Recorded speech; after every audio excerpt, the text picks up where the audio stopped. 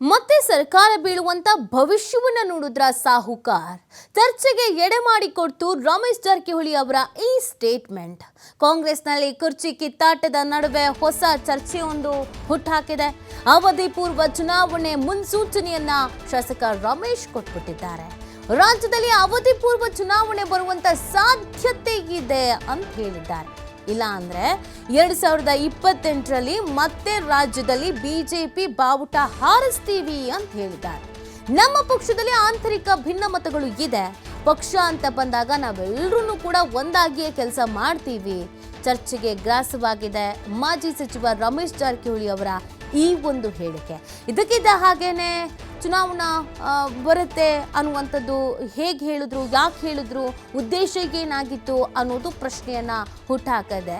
So ಈ ರೀತಿಯಾಗಿ ರಮೇಶ್ ಜಾರಕಿಹೊಳಿ ಅವರು ಕೊಟ್ಟಂತ ಈ ಹೇಳಿಕೆ ಇದೆಯಲ್ಲ, ಈಗ ಕಾಂಗ್ರೆಸ್ನಲ್ಲಿ ಆಗ್ತಿರುವಂಥ ಒಂದಷ್ಟು ಬೆಳವಣಿಗೆ ಬದಲಾವಣೆಯ ಆಧಾರದ ಮೇಲೆ ಈ ಥರ ಹೇಳಿದ್ರೆ ಅಥವಾ ಆಪರೇಷನ್ ಏನಾದರೂ ಆಗ್ತಾ ಇದೆಯಾ ಅನ್ನೋದು ಕೂಡ ಪ್ರಶ್ನೆ. ಯಾಕಂದರೆ ಈ ಹಿಂದೆಯಿಂದಲೂ ಕೂಡ ಆ ಥರದೊಂದು ಗುಮಾನಿ ಗೆದ್ದಿರುವಂಥ ಹಿನ್ನೆಲೆಯಲ್ಲಿ ಯಾಕೆ ಸಡನ್ ಆಗಿ ಇದಕ್ಕಿದ್ದ ಹಾಗೇನೆ ರಾಜ್ಯದಲ್ಲಿ ಅವಧಿ ಪೂರ್ವ ಚುನಾವಣೆ ಬರುತ್ತೆ ಅಂತ ಹೇಳಿದ್ರು ಅನ್ನೋದು ಪ್ರಶ್ನೆ. ಸೊ ಕಾಂಗ್ರೆಸ್ನಲ್ಲೂ ಈ ವಿಚಾರ ಚರ್ಚೆ ಆಗ್ತಾ ಇದೆ, ಬಿಜೆಪಿಯಲ್ಲೂ ಕೂಡ ಈ ವಿಚಾರ ಚರ್ಚೆ ಆಗ್ತಾ ಇದೆ. ರಾಜ್ಯದ ಜನತೆಯ ಮನಸ್ಸಿನಲ್ಲೂ ಕೂಡ ಹಾಗಿದ್ರೆ ಅವಧಿ ಪೂರ್ವ ಚುನಾವಣೆ ಬಂದ್ಬಿಡುತ್ತಾ, ಈ ಸರ್ಕಾರ ಪತನ ಆಗ್ಬಿಡುತ್ತಾ, ಹಾಗಿದ್ರೆ ಸರ್ಕಾರ ಪತನ ಆದಮೇಲೆ ಎಲೆಕ್ಷನ್ ಆಗುತ್ತಾ, ಮತ್ತು ಬಿಜೆಪಿ ಅಧಿಕಾರಕ್ಕೆ ಬರುತ್ತಾ? ಸೊ ಈ ಥರದ ಪ್ರಶ್ನೆಗಳು ಈಗ ಹುಟ್ಕೊಳ್ತಾ ಇರುವಂಥದ್ದು ಕಾಂಗ್ರೆಸ್ನಲ್ಲಿ. ಈಗ ಆಲ್ರೆಡಿ ಸಿಎಂ ಬದಲಾವಣೆ, ಕೆಪಿಸಿಸಿ ಅಧ್ಯಕ್ಷರ ಬದಲಾವಣೆ ಅನ್ನುವಂಥ ವಿಚಾರದಲ್ಲಿ ಬಣಗಳ ಬಡಿದಾಟ ಹೆಚ್ಚಾಗಿದೆ. ಈ ಬೆಳವಣಿಗೆಗಳ ಮಧ್ಯದಲ್ಲಿ ಅವಧಿ ಪೂರ್ವ ಚುನಾವಣೆ ಬರುತ್ತೆ ಅಂತ ಹೇಳಿರುವಂಥದ್ದು. ಹಾಗಿದ್ರೆ ಕಾಂಗ್ರೆಸ್ ಸರ್ಕಾರ ಪತನ ಆಗತ್ತೆ ಅನ್ನುವಂಥ ಭವಿಷ್ಯವನ್ನ ಯಾಕೆ ನುಡಿದಿರಬಹುದು ಅನ್ನುವಂಥ ಪ್ರಶ್ನೆ ಹುಟ್ಕೊಂಡಿದೆ. ಅವರು ಮಾತನಾಡಿರುವಂಥ ಈ ಒಂದು ವಿಡಿಯೋ ಇದೀಗ ಸಿಕ್ಕಾಪಟ್ಟೆ ವೈರಲ್ಲೂ ಆಗ್ತಾ ಇದೆ. ಜೊತೆಗೆ 2028ರಲ್ಲಿ ಮತ್ತೆ ರಾಜ್ಯದಲ್ಲಿ ಬಿಜೆಪಿ ಬಾವುಟ ಹಾರಿಸ್ತೀವಿ ಅನ್ನುವಂಥ ವಿಶ್ವಾಸವನ್ನು ಕೂಡ ವ್ಯಕ್ತಪಡಿಸಿದ್ದಾರೆ.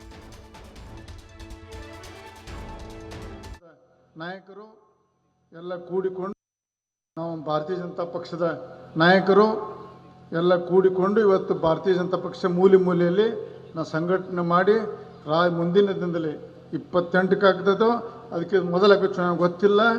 ನಮ್ಮ ಈಗ ಒಳ ಜಗಳವನ್ನು ನಾವು ಮಾಡ್ತೀವಿ. ಅದು ಪ್ರಜಾಪ್ರಭುತ್ವದಲ್ಲಿ ಯಾವುದೇ ಪಕ್ಷ, ರಾಷ್ಟ್ರೀಯ ಪಕ್ಷ ಇರ್ಬೋದು, ಸಣ್ಣ ಪಕ್ಷ, ಗ್ರಾಮ ಪಂಚಾಯತ್ ಮಟ್ಟದಲ್ಲಿ ಜಗಳ ಇರ್ತಾವೆ. ಅದನ್ನೇ ಮುಂದೋಗಿ ನಾವು ಭಾರತೀಯ ಜನತಾ ಪಕ್ಷದಲ್ಲಿ ಹಿನ್ನಡೆ ಆಗ್ತದೆ ಅನ್ನೋದು ಒಂದು ಕಲ್ಪನೆ, ಅದು ತಪ್ಪು. ನಮ್ಮ ಕೊನೆಗೆ ಬಂದು ನಮ್ಮ ಭಾರತೀಯ ಜನತಾ ಪಕ್ಷ ಯಾರೇ ಇರ್ಬೋದು, ಕೊನೆಗೆ ಪಕ್ಷದ ವಿಷಯ ಬಂದಾಗ ನಾವೆಲ್ಲ ಒಂದಾಗ್ತೇವೆ. ಪಕ್ಷ ಸಂಘಟನೆ ಬಂದಾಗ ನಾವು ಒಂದಾಗ್ತೇವೆ. ನಮ್ಮ ಜಗಳ ಬದಿಗೆ ಹೊತ್ತಿ ನಮ್ಮ ಪಕ್ಷ ಸಂಘಟನೆಯಲ್ಲಿ ನಾವೆಲ್ಲ ಕೂಡಿಕೊಂಡು ಪಕ್ಷ ಕಟ್ತೇವೆ.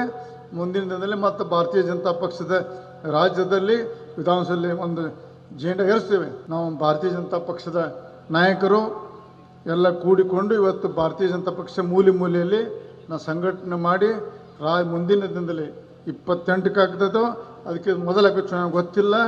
ನಮ್ಮ ಈಗ ಒಳ ಜಗಳವನ್ನು ನಾವು ಮಾಡ್ತೀವಿ. ಅದು ಪ್ರಜಾಪ್ರಭುತ್ವದಲ್ಲಿ ಯಾವುದೇ ಪಕ್ಷ, ರಾಷ್ಟ್ರೀಯ ಪಕ್ಷ ಇರ್ಬೋದು, ಸಣ್ಣ ಪಕ್ಷ, ಗ್ರಾಮ ಪಂಚಾಯತ್ ಮಟ್ಟದಲ್ಲಿ ಜಗಳ ಇರ್ತಾವೆ. ಅದನ್ನೇ ಮುಂದೋಗಿ ನಾವು ಭಾರತೀಯ ಜನತಾ ಪಕ್ಷದಲ್ಲಿ ಹಿನ್ನಡೆ ಆಗ್ತದೆ ಅನ್ನೋದು ಒಂದು ಕಲ್ಪನೆ, ಅದು ತಪ್ಪು. ನಮ್ಮ ಕೊನೆಗೆ ಬಂದು ನಮ್ಮ ಭಾರತೀಯ ಜನತಾ ಪಕ್ಷ ಯಾರೇ ಇರ್ಬೋದು, ಕೊನೆಗೆ ಪಕ್ಷದ ವಿಷಯ ಬಂದಾಗ ನಾವೆಲ್ಲ ಒಂದಾಗ್ತೇವೆ. ಪಕ್ಷ ಸಂಘಟನೆ ಬಂದಾಗ ನಾವು